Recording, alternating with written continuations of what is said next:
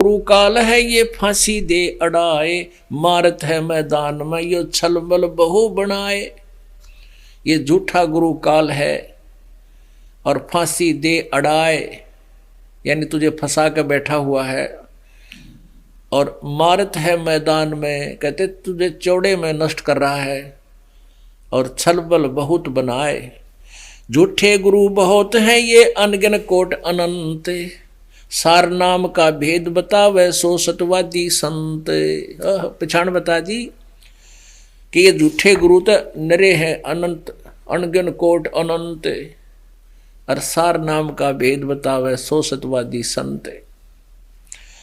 झूठा गुरु काल है ये गुरु का धरा स्वरूप, या में मीन न मेख है जैसे सिंभल रूखे।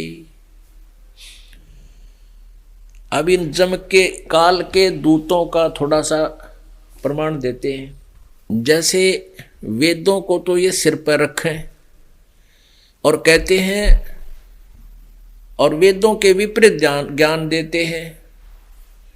जैसे अब थोड़ा सा प्रकरण देते हैं, इन काल के दूतों का जम के हिलकारे फिरें हाथों में लिए वेद। इन काल के दूतों में से एक सुप्रसिद्ध अब कलयुग में जो काल का दूत था यो महर्षि दयानंद था। इसकी अपनी सोच है, अपना जो अनुभव है वो कहता है कि परमात्मा निराकार है और परमात्मा की साधना से पाप नाश नहीं होते, यानी दुख निवारण नहीं होते प्राणी के। यानी पाप से दुख होता है, पुण्य से सुख होता है। तो जो कष्ट आपके जीवन में आ गए तो वो परमात्मा दूर नहीं कर सकता, क्योंकि वो पाप के प्रतिफल है। और पूर्ण परमात्मा कबीर जी कहते हैं, जब ही सतनाम हृदय धरो भयो पाप को नाश, और जैसे चनगारी अग्नि किया पड़े पुराने घास। आग परमात्मा का सच्चा नाम ऐसे फूक देगा तुम्हारे पापों को, जैसे सूखे घास न चाहे 100,000 क्विंटल पड़ा हो, एक माचिस की सींक लगा दो जसा के उसमें जला के सारे का नाश कर देगी। ऐसे ही परमात्मा का सतनाम तुम्हारे दुखों का नाश कर देगा, पापों का नाश कर देगा। और ये कहते हैं कि परमात्मा की साधना से पाप नाश नहीं होते, और वेद बताते हैं कि परमात्मा घोर पाप न भी नाश कर दे। अब देखो, तो ये काल के दूत थे। अब परमेश्वर की एक वाणी को सिद्ध करने के लिए बहुत से प्रमाण देने पड़ते हैं ताकि आपके हृदय में जचे। यह सत्यार प्रकाश, यह महर्षि दयानंद। अब इनकी इस पोज ने देख कर आदमी ने सोचा भाई कति ये तो भगवान से मिल रहे थे। इन्हें कह का बेरा नहीं था, ये सिर्फ बनावटी थे। ऊपर डूंडा साध का भीतर रखा खो हुए थे इनमें। ये है सत्यार्थ प्रकाश। और इसमें ये कहते हैं, इसमें लिखा कि वेद आदि विविध सत शास्त्र प्रमाण ही संवित श्रीमत परमहंस परिव्राजक आचार्य महर्षि दयानंद सरस्वती स्वामी विरचित है। इसके बारे में सत्यार्थ प्रकाश के बारे में लिखा है कि वेदों आदि सदग्रंथों के आधार से इसकी रचना की है। तो आम आदमी ने इन्होंने सोच लिया भी महर्षि दयानंद तो बड़े ज्ञाता थे, विद्वान, वेदों के संस्कृत भाषा जानते थे, इसलिए इन्होंने सत्यार्थ प्रकाश में वेदों अनुसार ही लिखा है। ये है, प्रकाशक हैं वैदिक यति मंडल, दयानंद मठ, दीनानगर, पंजाब से। ये इनका फ़ोन नंबर है। और मुद्रक है आचार्य प्रिंटिंग प्रेस, दयानंद मठ, गोहाना मार्ग, रोहतक से ये छपे हैं। अब 7वें अध्याय समोल्लास में 100, ये देखिएगा 154 पृष्ठ पे, ये इसका 7वां समोल्लास और सत्यार्थ प्रकाश 154 पृष्ठ। यहां किसी ने प्रश्न किया है स्वामी जी से कि ईश्वर साकार है व निराकार। स्वामी दयानंद महर्षि दयानंद जी उत्तर दे रहे हैं निराकार है। और यहाँ 155 पृष्ठ पे किसी ने पूछा कि परमेश्वर की साधना करने से, उपासना करने से क्या भगवान पाप काट देगा? प्रश्न, परमेश्वर की स्तुति, प्रार्थना, उपासना करनी चाहिए व नहीं? महर्षि दानव ने उत्तर दिया, करनी चाहिए। तो प्रश्नकर्ता कहता, क्या स्तुति आदि करने से ईश्वर अपना नियम छोड़ स्तुति प्रार्थना करने वाले का पाप छुड़ा देगा, या क्या उसके पाप को नाश कर देगा भगवान साधना करने से? स्वामी जी कहते नहीं, उपासना से, साधना से पाप नाश नहीं होते। तो फिर प्रश्नकर्ता कहता, फिर स्तुति प्रार्थना क्यों करें? उद्देश्य कि फिर इसका लाभ क्या है? उत्तर स्वामी जी कहते हैं, उनके करने का फल अन्य ही है। प्रश्नकर्ता ने कहा, फिर क्या फल है? अब स्वामी जी विस्तार से उत्तर दे रहे हैं। स्तुति से ईश्वर में प्रीति, उसके गुणकर्म स्वभाव से अपने गुणकर्म स्वभाव का सुधरना, प्रार्थना से निरअभिमानता, उत्साह और सहाय का मिलना, उपासना से परब्रह्म से मेल और उसका साक्षात्कार होना। अरे भले आदमी यहाँ तक कह रहा भगवान निराकार, और देख बिल्कुल इसके पैरेलल कहते हैं उपासना से परब्रह्म से मेल हो जाए, उसने जा मिले प्राणी, और उसका साक्षात्कार यानी साक्षात दर्शन भी हो सकते हैं। फिर निराकार की तरह गया। और जब भगवान पापा नहीं काटा तो भक्ति की जरूरत क्या है? ये थे वो महर्षि, जम के हलकारे फिरे, हाथों में लिए वेद। और देखो इसकी कहीं दिखाओ ना, इसको पग उतरेगी। चारों वेद तो इसका नाम कर रखे हैं, इसे फोटो बना बना दे रखे हैं।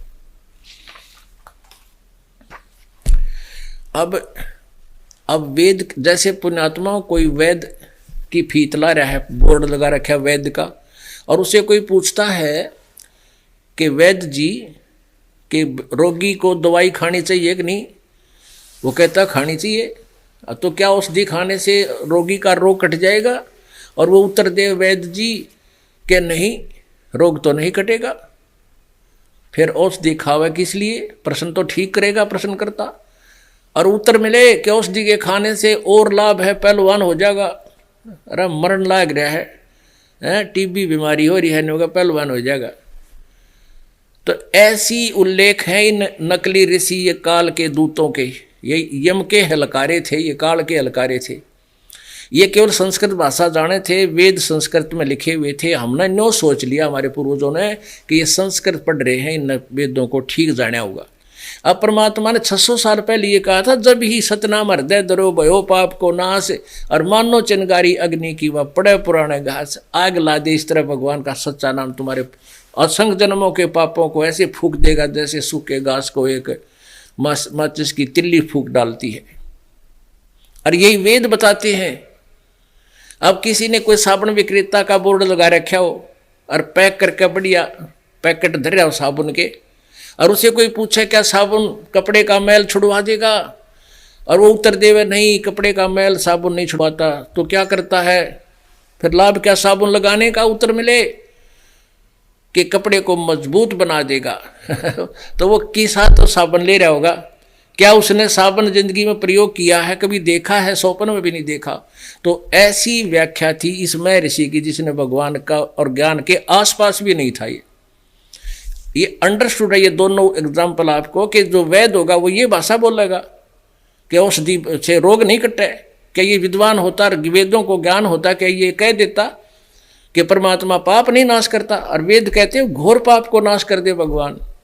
अब देखो यजुर्वेद, और खुद अनुवाद कर रहा है, क्योंकि भांग पियारता इसलिए पता नहीं, तो सत्यार प्रकाश में के लिखा है, हर यहाँ के लिख रखा है। ये यजुर्वेद है, ये इसी का अनुवाद है पूरा।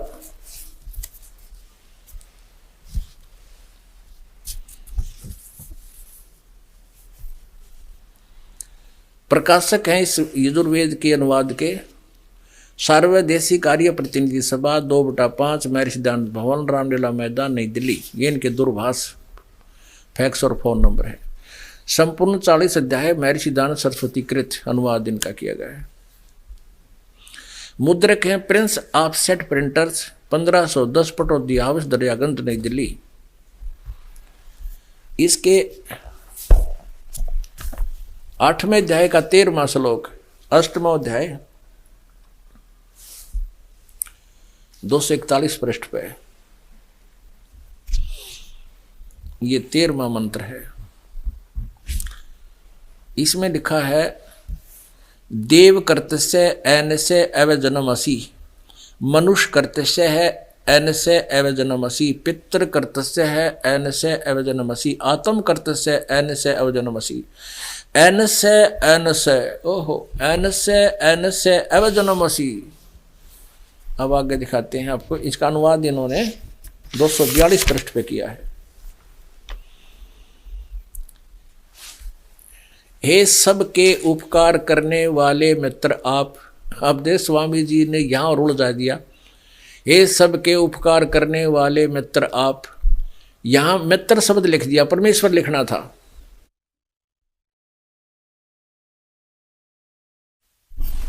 अब जो सत्यार प्रकाश को पढ़ते हैं वही महर्षि जी को विशेष महर्षि मानते थे। अब उन्होंने वेदों को कभी पढ़ा, कभी सौभाग्य से उठाया तो उसमें लिखा मिल गया कि मित्र, तो उन्होंने सोचा कोई मित्र के बारे में लिख रखा, भगवान के विषय में नहीं। पुण्यात्माओं, पीछे ये क्रोथा कांड जो हुआ, जो हमारे को इतना बदनाम किया गया और हमारे को झूठे केसों में जेल में डाला, तो इसका उद्देश्य ये मुख्य कारण यही था कि हमने इस दयानंद की पोल खोल दी, इसके अज्ञान की। और इस आर्य समाज के जो आचार्य थे वो चतुर आदमी थे। उन्होंने सच्चाई समाज तक ना पहुंच जावे, इस उद्देश्य से उन्होंने शोर मचाना शुरू कर दिया। रामपाल झूठा है, इसको संस्कृत पढ़नी आती नहीं, सत्यार प्रकाश को समझ नहीं सकता, ये क्या जाने वेदों में क्या लिखा है। और दुर्भाग्य था इस मुख्यमंत्री का, इसने मुख्यमंत्री बनना था, यो आर्य समाजी था।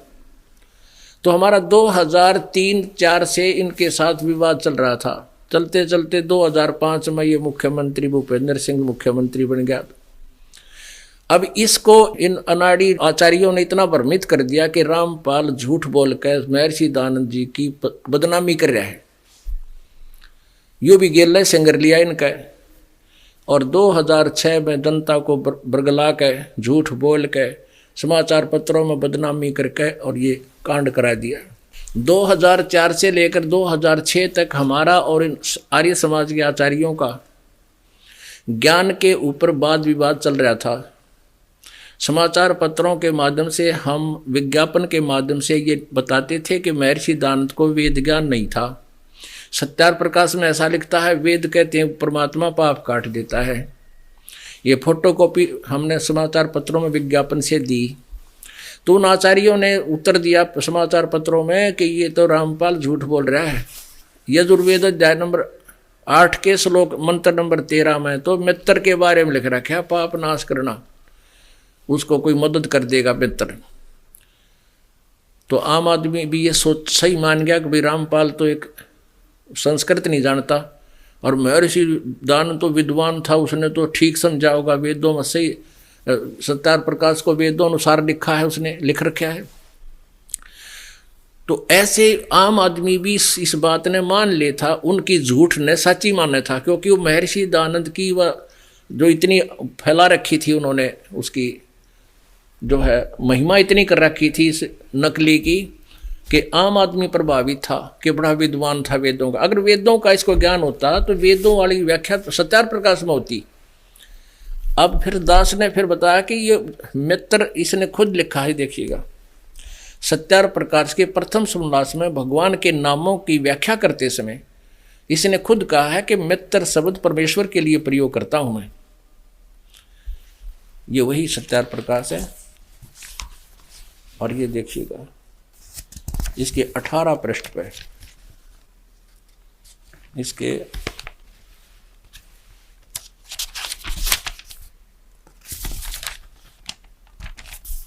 18 पृष्ठ पे ये प्रथम समोल्लास है।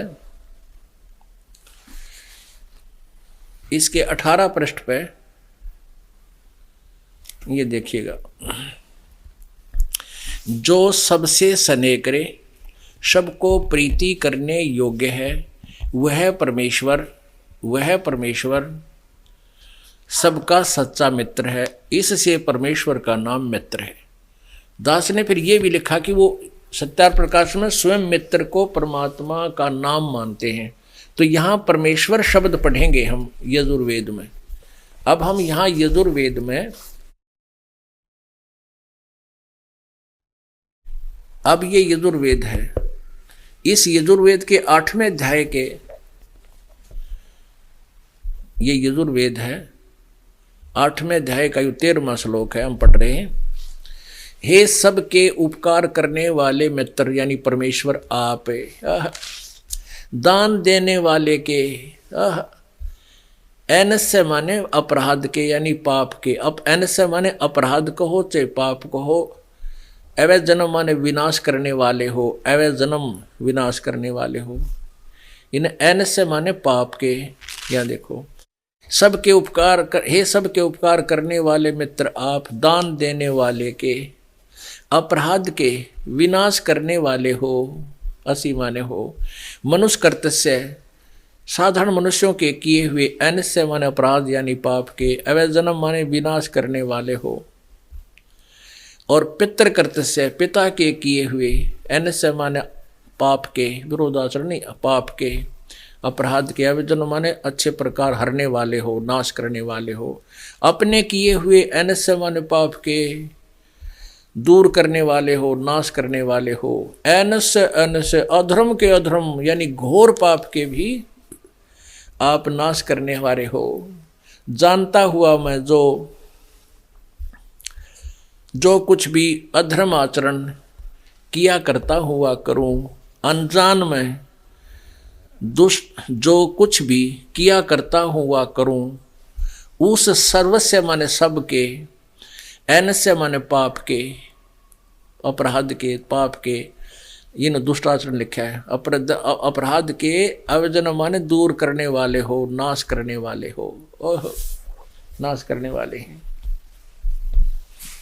अपने आत्माओं जब तक इन नकली शेरों की खाल उतार कर नहीं दिखाई जाएगी, जब पता चलेगा ये शेर से एक नकली सांग था। इन महर देखो, संत का, ऋषि और महर ऋषि का ज्ञान से पता चलता है।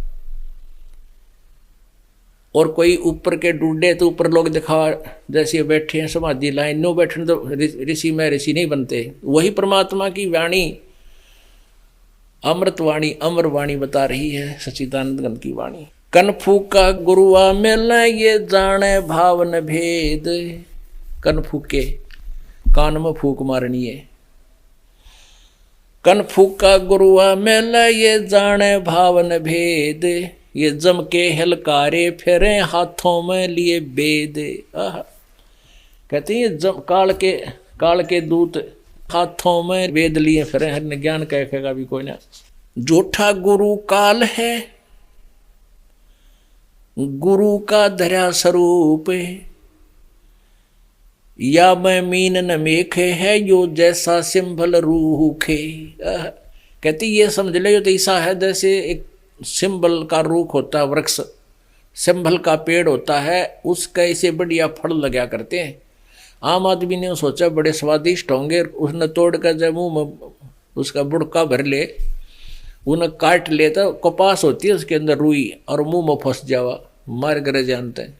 कहते हैं ये गुरु जो हैं ये नकली संत ऋषि महर्षि ऊपर तो ऐसे दिखेंगे, नो कमाल है भाई तय, और जब इनकी भक्ति मार्ग के अंदर जावांगे तक कुछ भी नहीं, तो संबल का रूख है, ऊपर तक कुछ और वस्तु कुछ है नहीं इसके अंदर।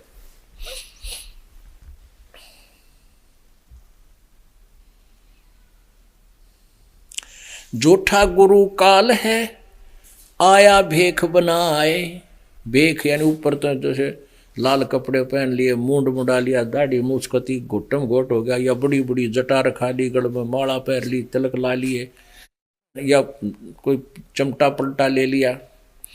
झूठा गुरु काल है ये आए भेख बनाए, तन पर 12 तिलक हैं सब जगह गया पति आए।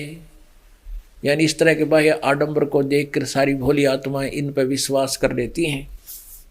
जड़ पाहन पूजा करें और जड़ की बाजें टाले। कहते पत्थर की मूर्ति का अगर ये जड़ यानी इसकी ताली बजाओ, घंटी बजाते हैं जड़ की। और साक्षी सत्य कबीर है या पूजा घर घाल। गरीबदास जी कह रहे हैं कबीर परमात्मा साक्षी है इस बात के, ये पूजाएं तुम करे तुम्हारा घर गाल लेंगी, तुम्हारा नाश करेंगी भक्ति का। कान चिराए क्या हुआ, जैसे कान में मुद्रा पहनते हैं ना, ये कान पड़ा के इसमें गाल ले, छल्ला संत बने अंडे। कान चिराए क्या हुआ कर कंकन ने पाले, मुद्रा पैरे क्या हुआ थारा सिर फोड़ेगा काल। कहते आडंबर से भगवान के दूत नहीं डरते, ना भगवान राजी हुए। सन्यासी 10 नाम है ये शिव का धर है ध्यान, शिव के ऊपर और है जाकू करो प्रणाम। परमात्मा कहते हैं कि तुम शिव जी की पूजा करते हो, शिव जी से ऊपर और परम पिता परमात्मा, ये ब्रह्म नहीं, ब्रह्म से भी ऊपर और है, उस पार ब्रह्म पूर्ण ब्रह्म की भक्ति करो जिससे तुम्हारा कल्याण हो। बोलो सतगुरुदेव। परम पिता परमात्मा पूर्ण ब्रह्म सारी सृष्टि के रचनहार कुल मालिक कबीर देव जी, ये वो परम अक्षर ब्रह्म है, यही सर्व सृष्टि के रचनहार हैं, ये पुरुषोत्तम है, यही परमात्मा है, ये वही परमेश्वर हैं जो तीनों लोकों में प्रवेश करके सबका धारण पोषण करते हैं। परमात्मा की परिभाषा से हम अपरिचित रहे, परमात्मा के गुणों से हम परिचित थे, लेकिन प्रभु की परिभाषा से हम अपरिचित थे। प्रभु के गुणों के कारण हम उसकी तलाश में, खोज में हम बहुत वर्षों से, युगों से लगे हुए हैं। प्रत्येक व्यक्ति जो श्रद्धालु होते हैं, परमात्मा से डरने वाले होते हैं, वो प्रत्येक की ये सोच होती है कि परमेश्वर जो है, भगवान एक ऐसी पावर है, परमात्मा वो परम शक्ति है, परमात्मा के पास वो फुल पावर है कि दुखी व्यक्ति को वो सुखी कर सकता है, निर्धन को धन दे सकता है, किसी भी प्रकार की कोई भी आपदा अपने प्रारब्ध की या तीन ताप की, किसी प्रकार का भी कोई कष्ट संकट है, परमात्मा उसका निवारण कर सकता है। इसी चाह में, इन्हीं गुणों से प्रेरित होकर के हम परमात्मा के लिए भटक रहे थे। जैसा कि आज आपने सुबह के सत्संग में सुना, पूर्ण परमात्मा की महिमा से हम अपरिचित रहे क्योंकि हमें तत्वदर्शी संत ना मिले, जिसके विषय में श्रीमद् भगवत गीता अध्याय नंबर 4 के श्लोक नंबर 34 में कहा है कि वो ज्ञान, वो तत्व ज्ञान, वो परमेश्वर सच्चिदानंद घन ब्रह्म की वाणी, जो गीता जी अध्याय नंबर 4 के श्लोक नंबर 32 में जिसके विषय में कहा है, उस तत्व ज्ञान को तत्वदर्शी संतों के पास जाकर समझ, उनको दंडवत प्रणाम करने से, कपट छोड़कर प्रसन्न करने से वो तत्वदर्शी संत तुझे परमात्म तत्व का ज्ञान, उस परमेश्वर का ज्ञान देंगे। इससे सिद्ध है कि गीता ज्ञानदाता भी अल्पज्ञ है, अधूरे ज्ञान युक्त है। पूर्ण परमात्मा की जानकारी गीता ज्ञानदाता को नहीं है। तो तत्वदर्शी संत ना मिलने से ऋषियों ने, श्रद्धालुओं ने अपने आप निष्कर्ष निकाल लिया कि ओम नाम ये पूर्ण परमात्मा का है, ये परम अक्षर ब्रह्म का है। और फिर उन्होंने ज्ञान ना होने से ब्रह्म भी उसी को मान लिया और अक्षर ब्रह्म भी उसी को मान लिया और परम अक्षर ब्रह्म भी इस ब्रह्म को ही मान लिया जिसका ओम नाम है, जिसका ओम मंत्र है। तो जिस कारण से हम परमात्मा के जिन गुणों के लिए हम साधना किया करते थे, तो ऋषि लोगों ने ओम नाम के जाप से प्रारंभ की थी साधना। श्रीमद् भगवत गीता अध्याय नंबर 17 के श्लोक नंबर 23 में कहा है कि उस सच्चिदानंद घन ब्रह्म अर्थात परम अक्षर ब्रह्म की से लाभ लेने का, उसकी प्राप्ति का ओम तत्सत, यह 3 मंत्र का सिमरण है, इसके करने का निर्देश है। और प्रारंभ में इसी की प्राप्ति के लिए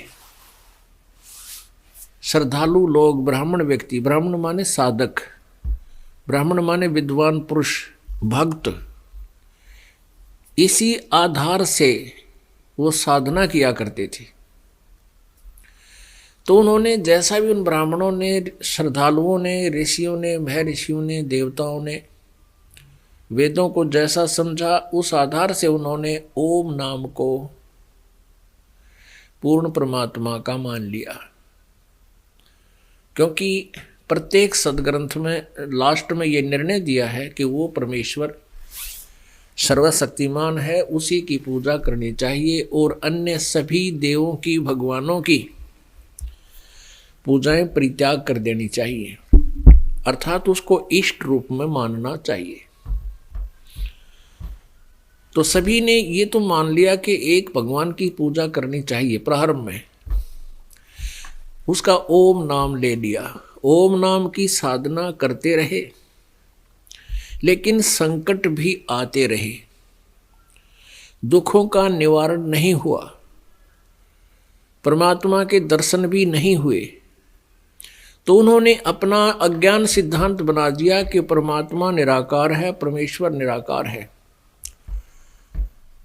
और किया हुआ कर्म, प्रारब्ध, पाप का जो दंड है वो भी भोगना ही पड़ेगा।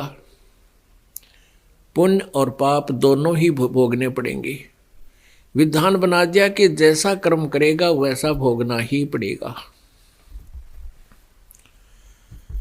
इस आधार से सभी साधना भी करते रहे, कष्टों को सहन भी करते रहे,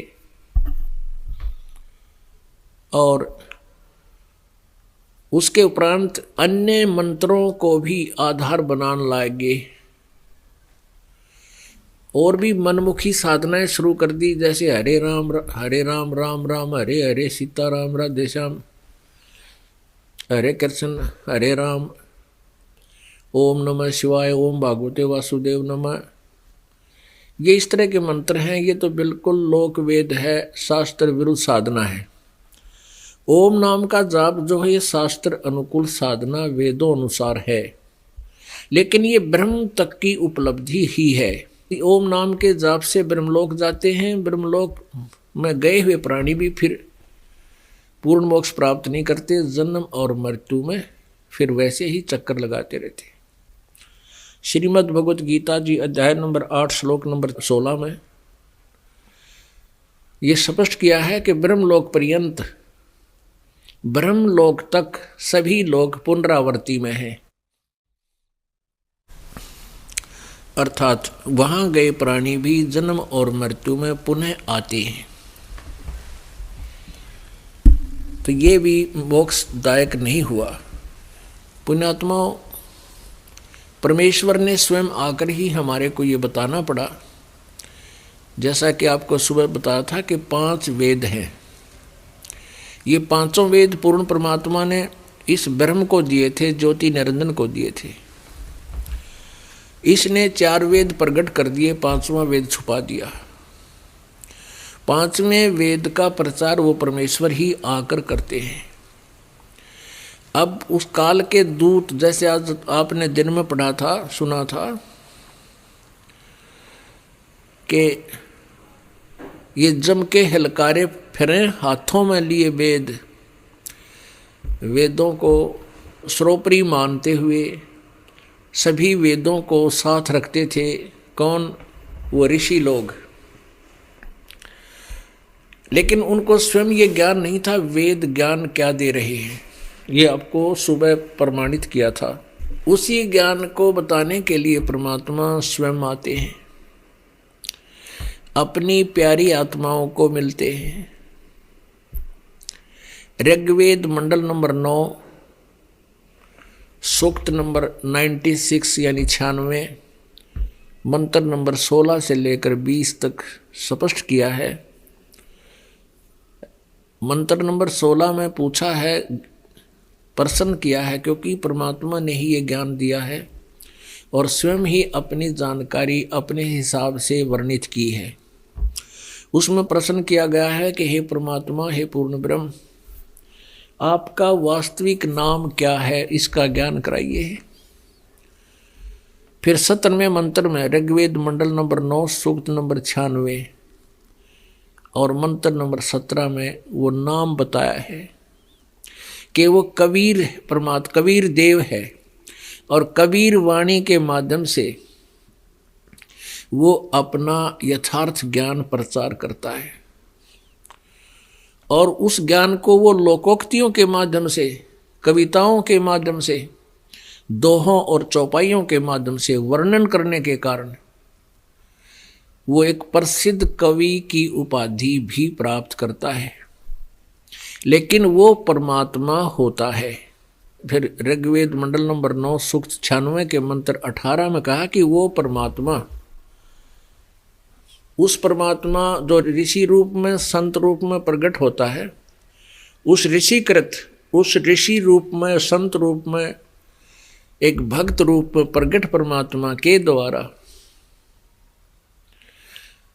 रची गई अमृतवाणियाँ, सच्चिदानंद घन ब्रह्म की वाणी उनके ग्रुप के लिए, जो उनके अनुयायी होते हैं, उनके लिए बहुत ही प्रिय होती हैं। वो उस वाणी पर कायल होते हैं और वो परमात्मा, वो परमेश्वर तीसरे मुक्ति धाम में यानी सतलोक में रहता है। और फिर ऋग्वेद मंडल नंबर 9 सूक्त नंबर 86 के मंत्र 26-27 में स्पष्ट किया है कि वो परमात्मा अपने रूप को सरल करता हुआ और सतलोक से अपने निज स्थान से गति करता हुआ अपनी प्यारी आत्माओं को, अच्छी आत्माओं को मिलता है। जैसे बिजली, विद्युत, आकाशीय बिजली अपने स्नेह वाले स्थानों पर ही गिरती है। जैसे पहले कांसी धातु हुआ करती, थाली, बेले, प्रांत उसके बने होते थे, तो उनके ऊपर वह बिजली अवश्य गिरती थी जब संयोग होता था। तो कहने का भाव यह है कि जो अच्छी आत्माएं हैं, परमात्मा जिनसे, उन्हीं से मिलता है जो परमात्मा को पहचान सके, यानी अपने जातीय मीन अपने प्यारी आत्मा जो भक्ति गुणों से युक्त होती हैं, थोड़ा बहुत पिछले संस्कार वाली, उनसे मिलते हैं और उनको फिर यथार्थ ज्ञान प्रचार करते हैं। इसी उद्देश्य से परमात्मा पूर्ण ब्रह्म,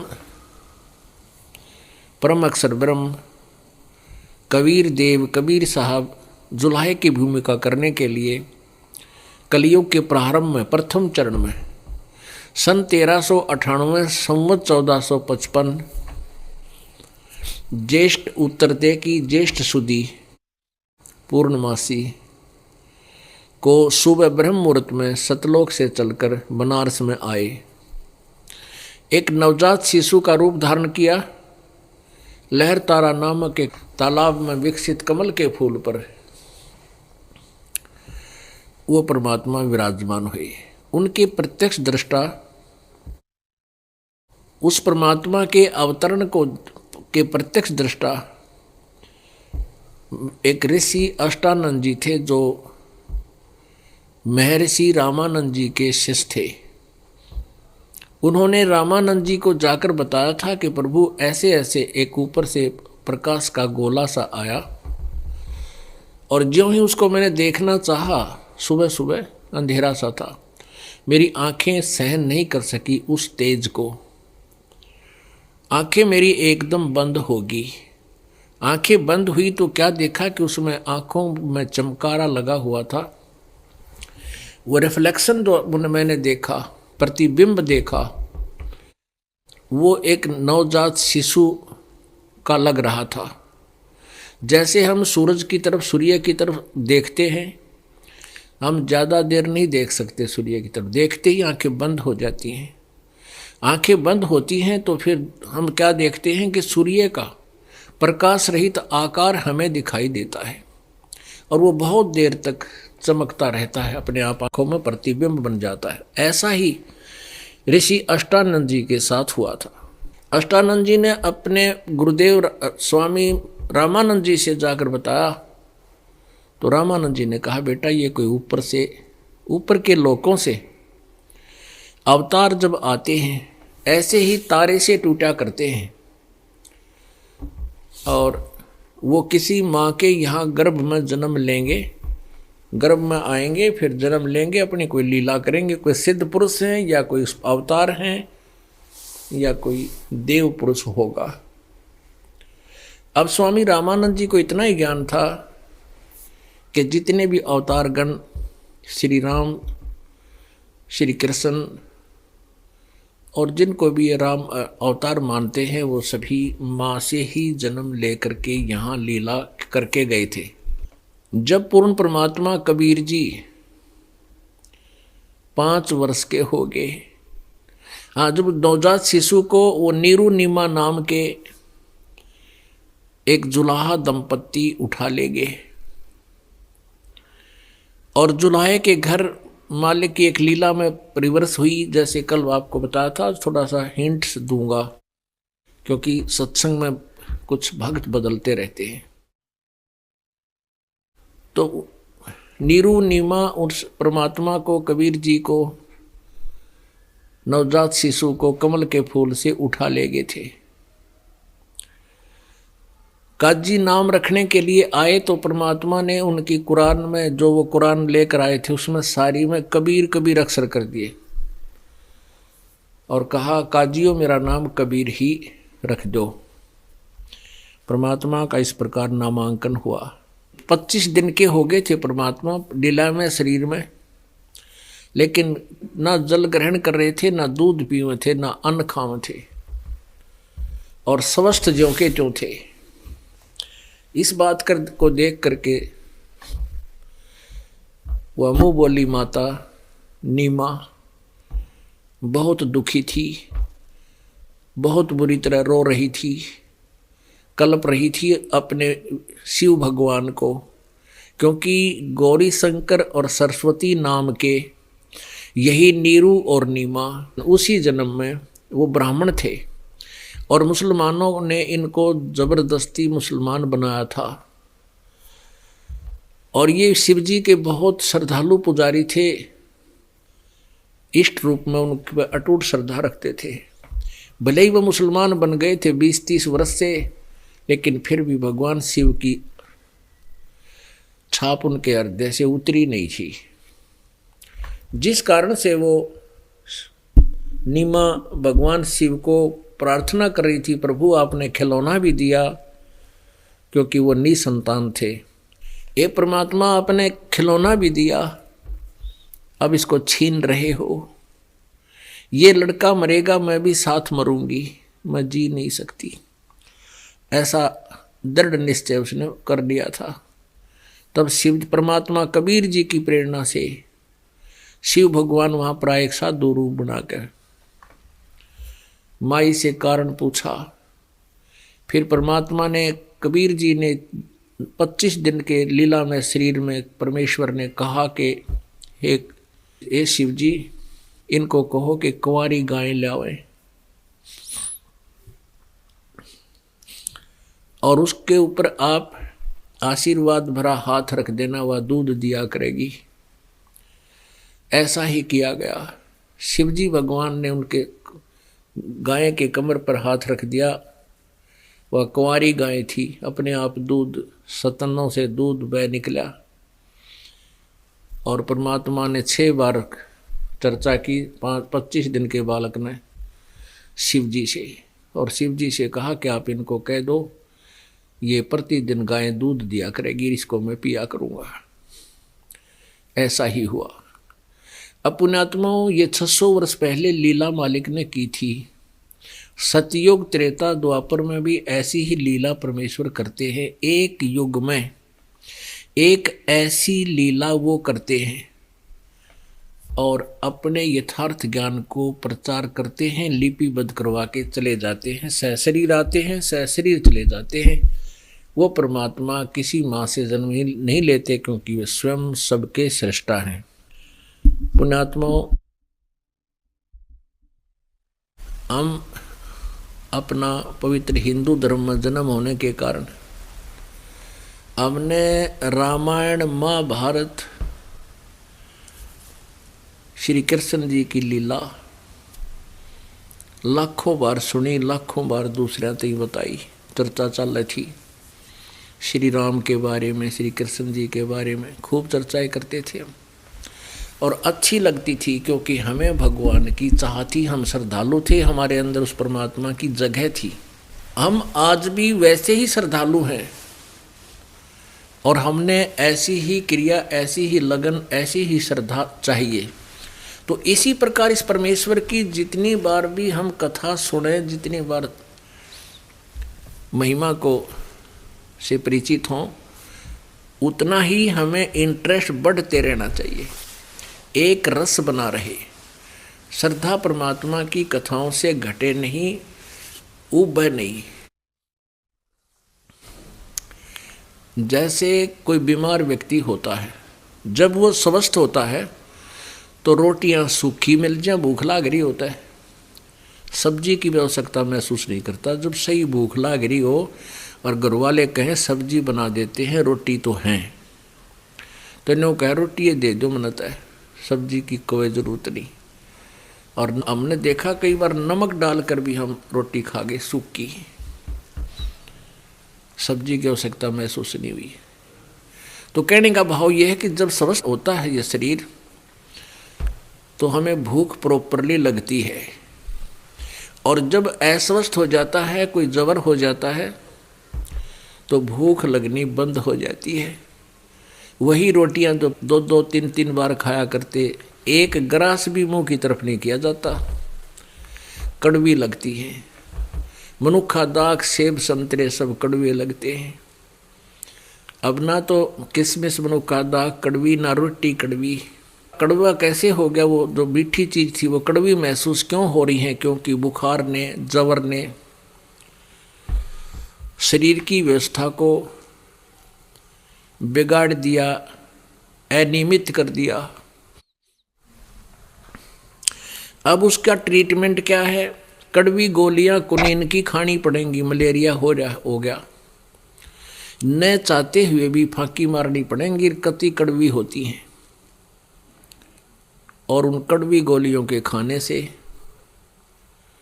फिर वो जवर कम हो जाता है। फिर धीरे धीरे वही रोटियां, वही मनुखा दाख उतनी ही स्वादिष्ट हो जाती हैं। तुलसी पिछले पाप से हरि चर्चा ना भावे, और जैसे जबर के बेग से भूख विदा हो जावे। और जिन व्यक्तियों को ये परमात्मा की चर्चा जितनी बार भी सुनने को मिलती हैं, उतनी बार ही अच्छी लगती हैं। जैसे इस रोटी सुबह भी खाते हैं, भूख लगी, और शाम को भूख नहीं लग रही, रोटियों में रुचि बनी नहीं भोजन में, तो समझो आपका कोई गड़बड़ी होगी, आपका शरीर स्वस्थ नहीं है। तो उसका क्या ट्रीटमेंट है कि उसके लिए फिर टेबलेट, गोली, डॉक्टर का संपर्क करें, और फिर स्वस्थ होते ही फिर अच्छी लगेंगी। दोनों टाइम ही भूख लगती है और लगनी चाहिए। इसी प्रकार परमात्मा की जो महिमा है, ये आत्मा की भूख है, आत्मा का आहार है। और जो ये फिल्मी गाने, संसार संपत्ति को संसार के अंदर ये चोचले करने, लोग दिखावा, चौधरी पाकना है, कोई उच्च अधिकारी होकर के है, अभिमान करना, उच्च पोस्ट प्राप्त करके, उच्च कोई पद प्राप्त करके बकवाद में हिस्सा लेना, ये मन की खुराक है। बीड़ी शराब मांस तम्बाकू, नाचना गाना, डीजे बजाना, ये मन का आहार है। और परमात्मा की भक्ति, विनम्रता, दान पुण्य करना, परमेश्वर की भक्ति करना, सिमरन करना, ये आत्मा का आहार है। हमने पहले क्या कर रखा था, मन को सांड पाड़ दिया था। सारा ही आहार हम मन का ही खा रहे थे, इसको खिला रहे थे। और अब हमें ज्ञान हुआ तो हमने इसके आहार पर कति बैन लगा दिया और आत्मा का आहार बढ़ा दिया। तो आत्मा इससे तगड़ी होती चली जाएगी और यो वीक हो जाएगा, कमज़ोर हो जाएगा और ये इसकी बकवाद बंद हो जाएगी। एक समय आदरणीय गरीबदास साहिब जी, जो कि किसान परिवार में जन्मे थे, किसान थे, जाट थे, और उनके कुछ शिष्य भी किसान थे।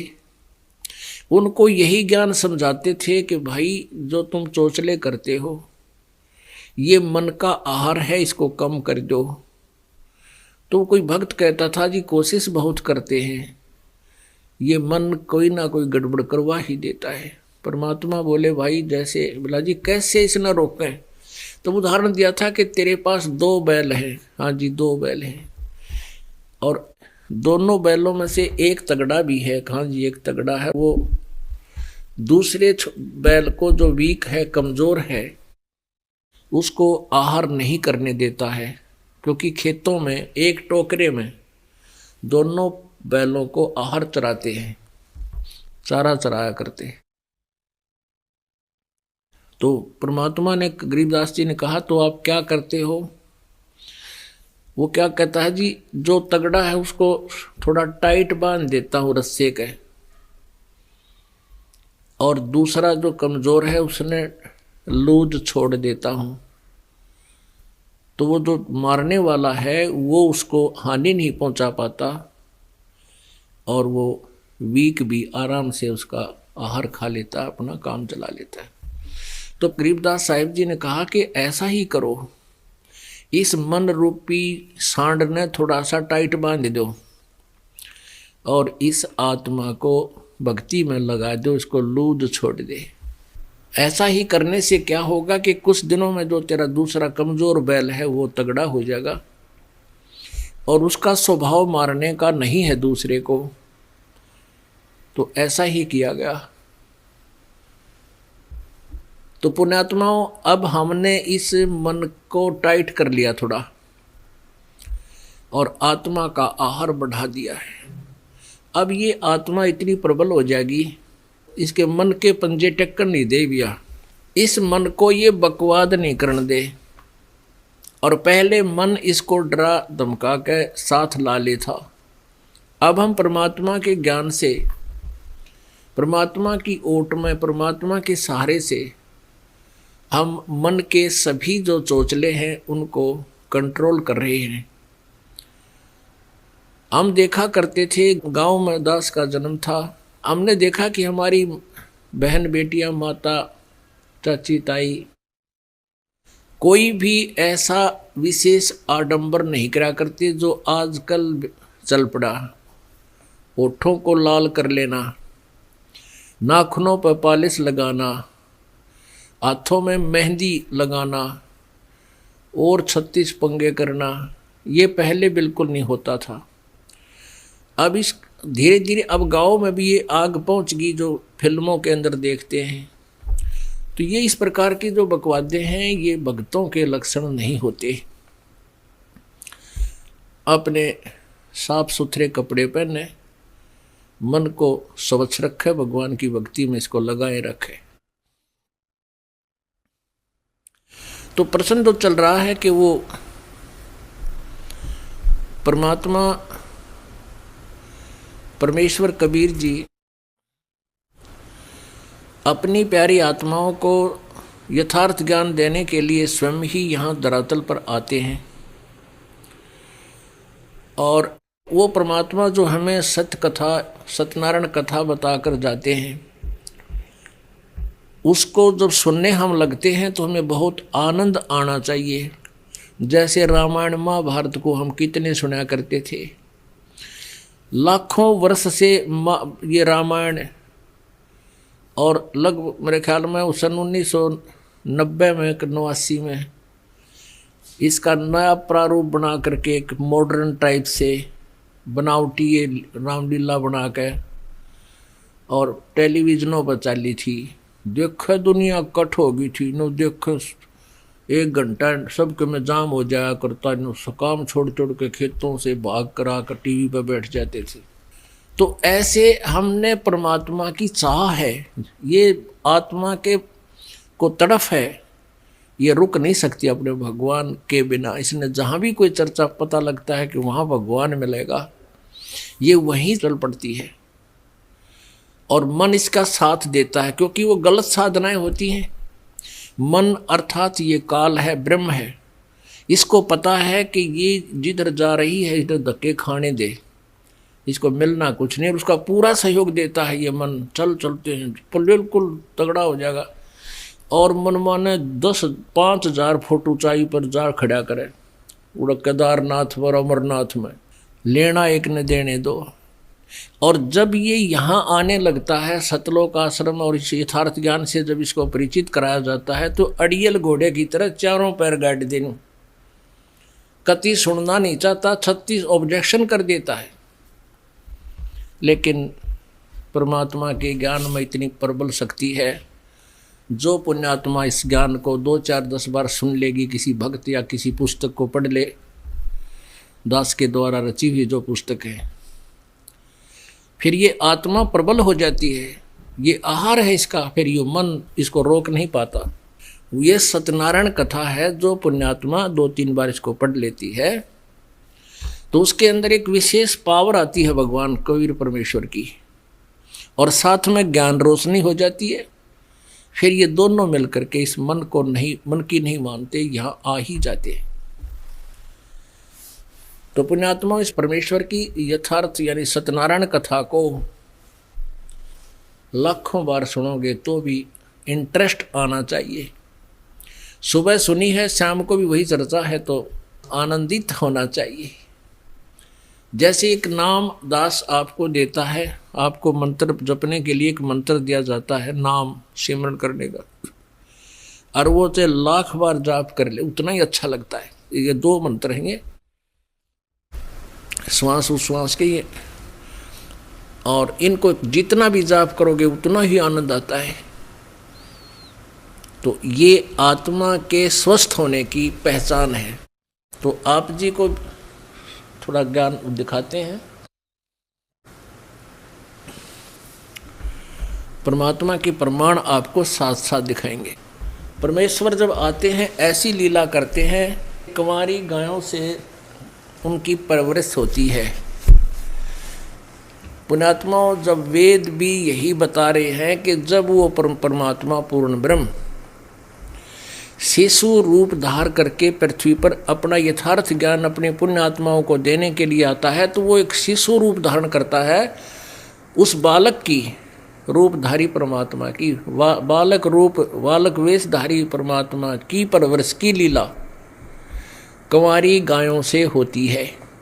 और वो लीला परमात्मा जब आए थे 600 साल पहले वो करके गए थे, क्योंकि वो विशेष नहीं और कोई ये कहे कि वेद पढ़ कैसा, किसी ने कथा बना ली होगी, वेद तो हमने ईब देखे हैं अभी 2003-4 तक, और ये सन 1398 की बात। तो परमात्मा की जो लीला इन वेदों में लिपिबद्ध है और वो परमेश्वर कबीर जी ने ही की हुई है, तो वो ही परम अक्षर ब्रह्म है, ये सिद्ध करना है। ये देखिएगा ऋग्वेद,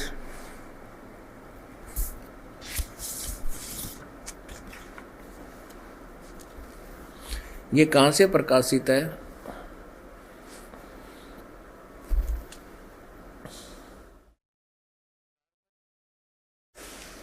प्रकाशक हैं सार्वदेशिक आर्य प्रतिनिधि सभा, महर्षि दानंद भवन, रामलीला मैदान, नई दिल्ली। फोन नंबर इतने इतने, फैक्स इतने इतने। महर्षि दानंद सरस्वती कर दिए। वैसे महर्षि दानंद का अनुवादित नहीं है, फिर भी हम इस विषय को अभी नहीं छेड़ते। मुद्रक Prince offset printers, 1510 Pataudi house, Daryaganj, नई दिल्ली।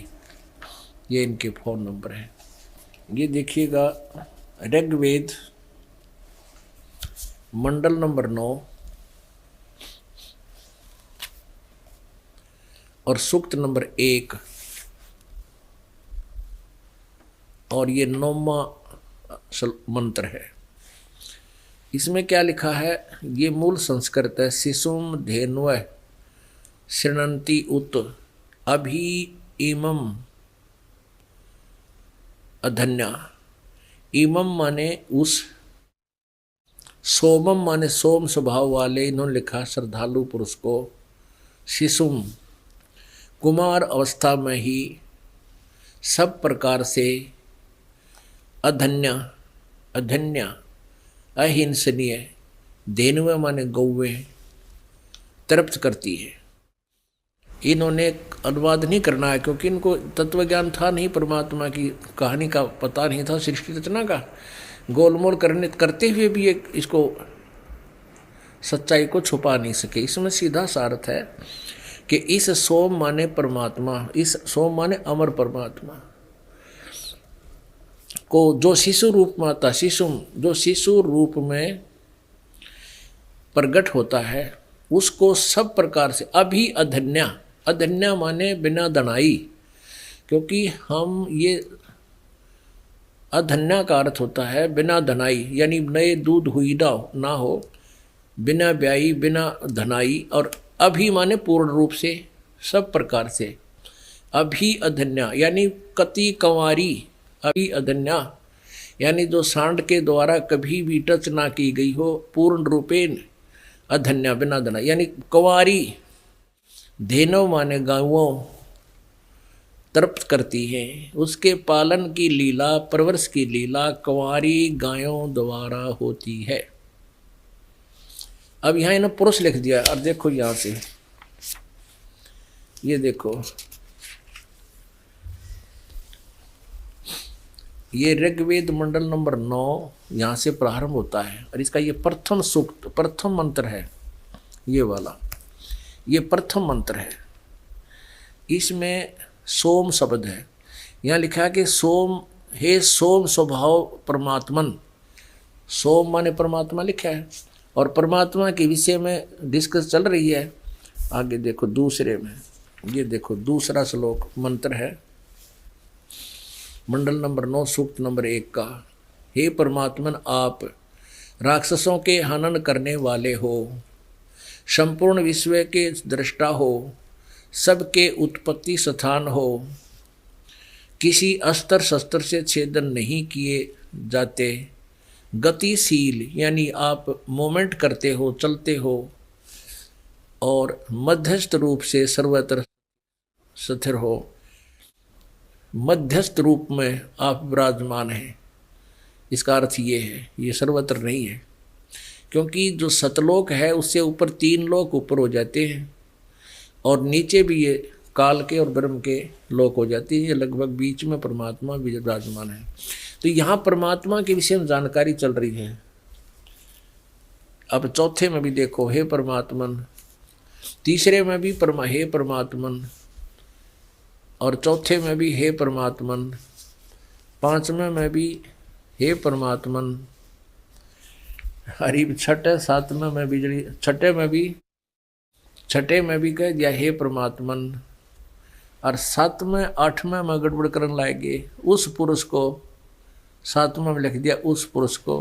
अरे तेरा गजब हुई, उस परमात्मा को लिखना था, यहाँ देखना। फिर 8वें में फिर लिख दिया उस पुरुष को, या भगवान लिखना छोड़ गए, क्योंकि आगे प्रमाण हो रहा था कि परमात्मा शिशु रूप में आता है, कुंवारी गायों का दूध पीता है, और ये कहें परमात्मा निराकार है, तो वो फेल हुआ थी इनकी थ्योरी, इसलिए गड़बड़ी करने लग गए।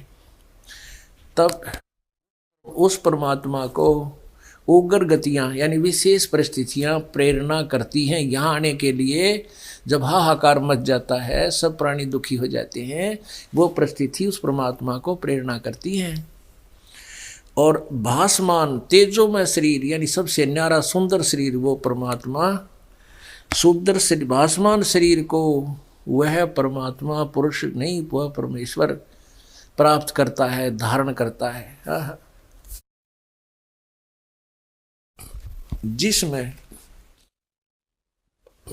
3 प्रकार से दूसरों का वारण करने वाला मधु में शरीर मिलता है, यानी वो परमात्मा का शरीर है। फिर यहाँ इसी प्रकार इन्होंने 9वें में कर दिया, उस सोम स्वभाव वाले श्रद्धालु पुरुष को। यहाँ कमाल के आदमी हो, यहाँ देखिए, यहाँ सोम, सोम माने परमात्मा लिख दी, कितनी जगह लिख रखा है। ये प्रथम मंत्र में सोम स्वभाव परमात्मन, यहाँ के बिजली ग्रह थी परमात्मा लिख देते थे, क्योंकि इनकी अज्ञान का पर्दा हटे था।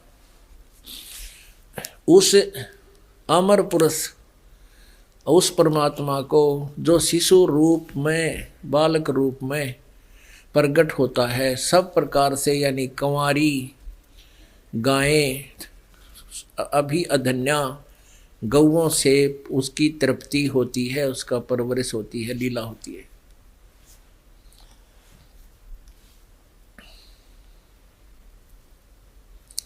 अब यहाँ देखो, इंद्र वह परमेश्वर लिखना था, विज्ञानी पुरुष नहीं, वह परमात्मा इस भाव से संपूर्ण अज्ञानों को नाश करता है, क्योंकि ऐसा ज्ञान देता है।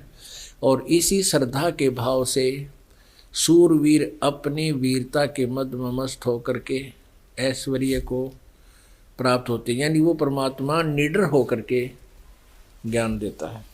अपने आत्मा, सबसे पहले हमने अपने भगवान को पहचानना है, और हमें ये दृढ़ विश्वास हो कि हम जो साधना कर रहे हैं ये सही है या नहीं है, ये कैसी है, सही है या गलत है।